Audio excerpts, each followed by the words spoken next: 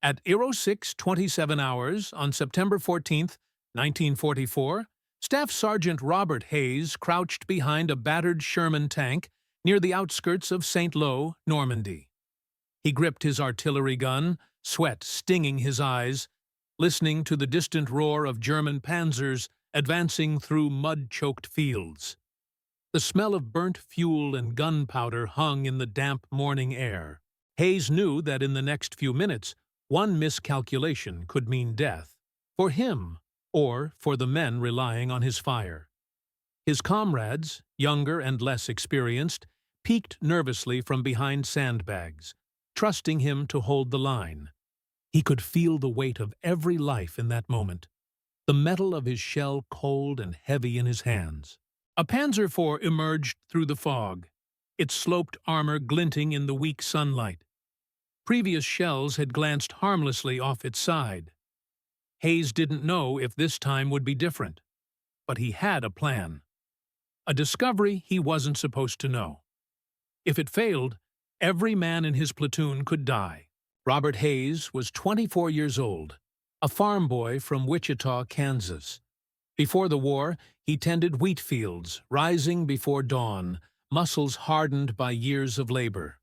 He joined the army seeking adventure and purpose, quickly proving himself a meticulous and courageous artillery gunner.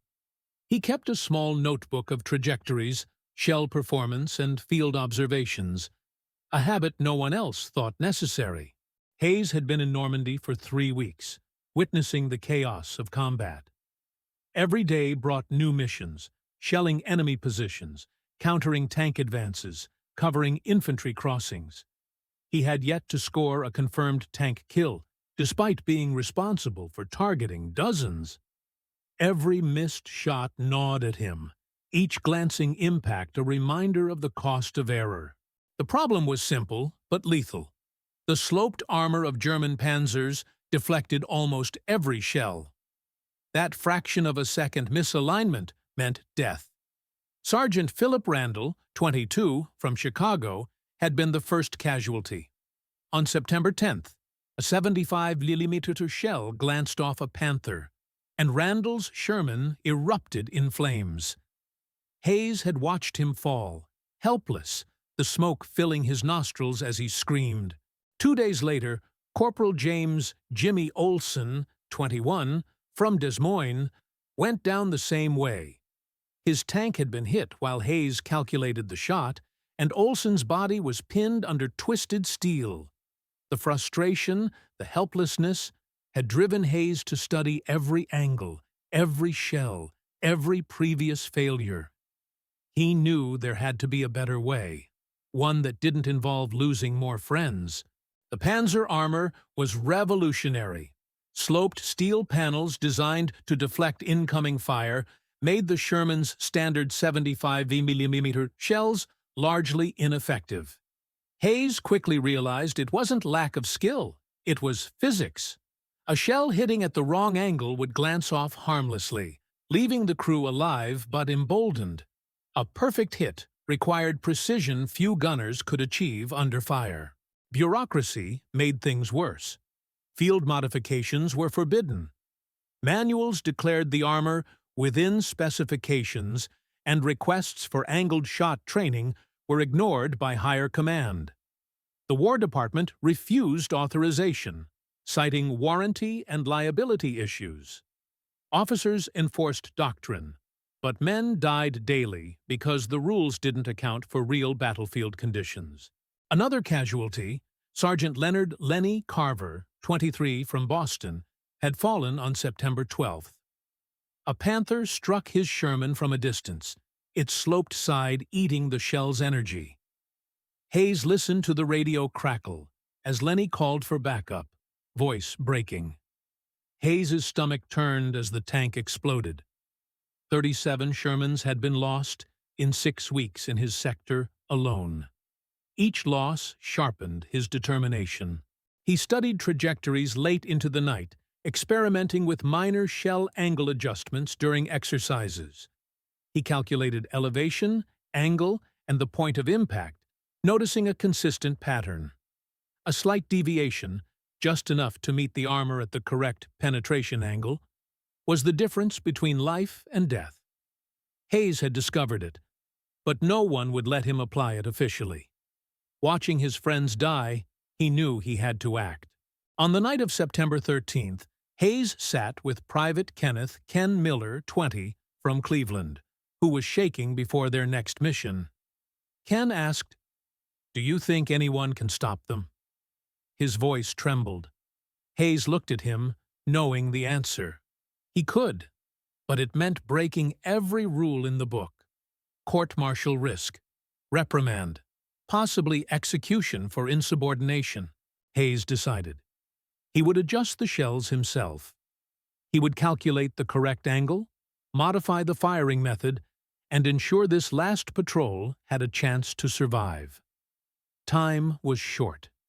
He worked alone in the moonlight, hands shaking, tools slipping from his fingers as he adjusted the breech and aligned the shells with painstaking precision. A 6-inch shim of steel, carefully placed, would give the shell the angle he needed. 8 minutes later, he stepped back, breathing hard, sweat dripping into his eyes. At dawn, September 14th, Hayes watched as Ken climbed into the Sherman.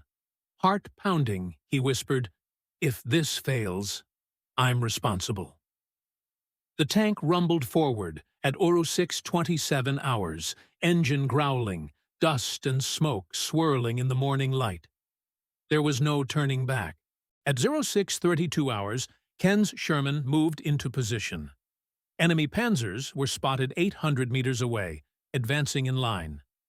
Hayes adjusted the artillery sights remotely, heart racing, listening to distant gunfire and the clatter of tank tracks. The first shot was fired at 06:35 hours. The shell struck the Panther's side perfectly, punching through armor. Hayes felt a jolt of disbelief. Then, relief.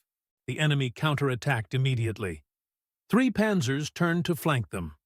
Ken fired again.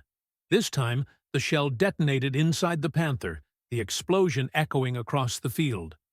Hayes could hear Ken's voice over the radio, shouting, "It worked! It worked!" Within 10 minutes, 2 more Panzers advanced. Using Hayes's calculated angles, Ken maneuvered the Sherman to strike from the precise alignment. Shell after shell penetrated, Panzers destroyed or disabled. The modification worked flawlessly. Each kill built confidence, adrenaline surging through Hayes's veins.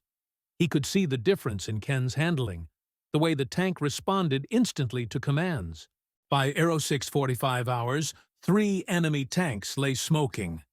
6 other gunners observed from nearby hills, mouths open, stunned at the precision.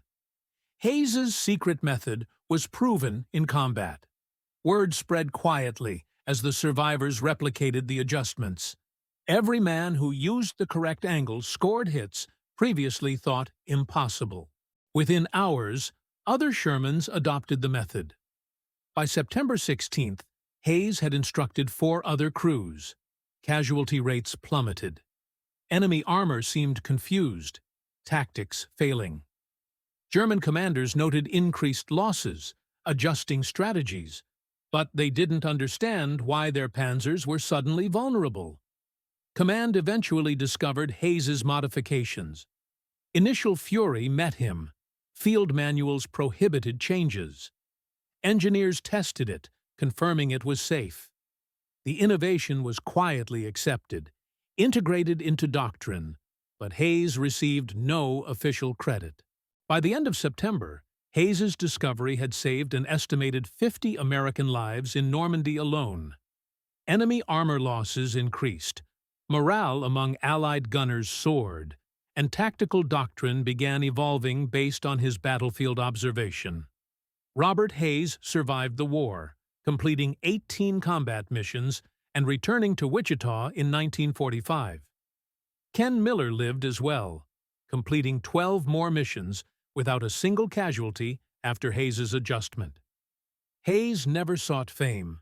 He returned to farming, quietly proud of the lives he had saved. Historian John Matthews discovered Hayes's story in 1997 while researching armored warfare innovations. Interviews confirmed the impact. Hundreds of tanks disabled, dozens of lives spared. Hayes's principle, small adjustments, practical field innovations, remained a testament to frontline problem-solving. Hayes lived quietly, visiting Normandy once for memorials. He often told neighbors he was just a mechanic. Yet his actions changed the war's course in small but vital ways. Each shell fired at the correct penetration angle represented countless lives saved. The rediscovery of his story reminds us, innovation in war is rarely from high command. It comes from men on the ground, observing, calculating, daring to act when lives hang in the balance. Hayes demonstrated courage not only in combat, but in defying rules to save others. A photo of Hayes standing with Ken and the surviving Sherman crews in September 1944 remains in the archives, a silent testament to ingenuity, bravery, and quiet heroism. Each one matters. Each one deserves to be remembered. If you found this story compelling, please like, subscribe, and comment where you're watching from. Stories like Hayes's deserve to be kept alive.